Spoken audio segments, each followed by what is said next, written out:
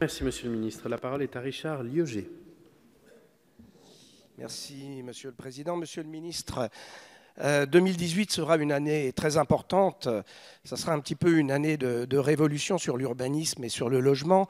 Vous nous avez indiqué un certain nombre de l'esprit un petit peu de la loi que vous nous avez proposée.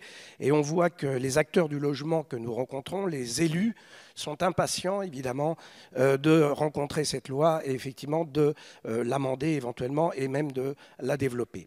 On le voit d'ailleurs dans la conférence de consensus, le foisonnement des propositions qui nous sont proposées et à la fois par nos collègues sénateurs et aussi par les acteurs du logement.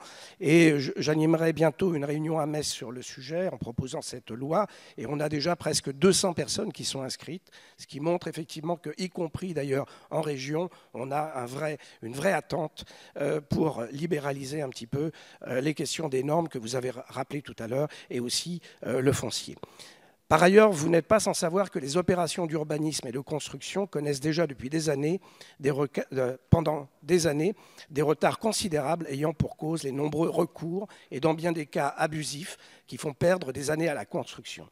Vous entendez faciliter l'exercice de l'action en responsabilité contre les recours abusifs. Comment opérer concrètement cette facilitation et comment comptez-vous encadrer les transactions financières visant à obtenir un désistement en cas de recours? Merci. Je vous remercie, Monsieur le Ministre. Merci beaucoup, Monsieur le Président, Monsieur le député. Quelles sont aujourd'hui les causes de renchérissement des projets ou les freins qui empêchent de construire plus en France? Il y a des causes structurelles, notamment des questions de financement qui font tirer les prix à la hausse.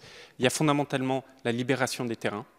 Il y a fondamentalement ce que nous évoquions tout à l'heure avec l'un de vos collègues sur les normes.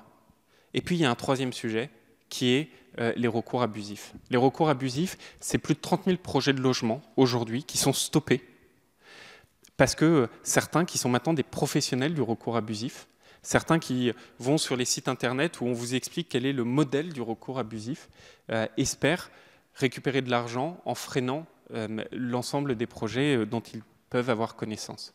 Et donc, il faut être totalement inflexible vis-à-vis des recours abusifs. Il faut lutter beaucoup plus fermement par rapport à ce qui a été fait par le passé. Pour ce faire, on a, depuis maintenant plusieurs mois, confié une mission à des spécialistes du sujet qui nous ont remis leur rapport dernièrement et qui vient alimenter la conférence de consensus qui est en cours pour alimenter ensuite le projet de loi dont on aura l'occasion de discuter dans les prochaines semaines. Il y a plusieurs pistes qui, à ce stade, nous conviennent parfaitement. Maintenant, on en débattra tous ensemble.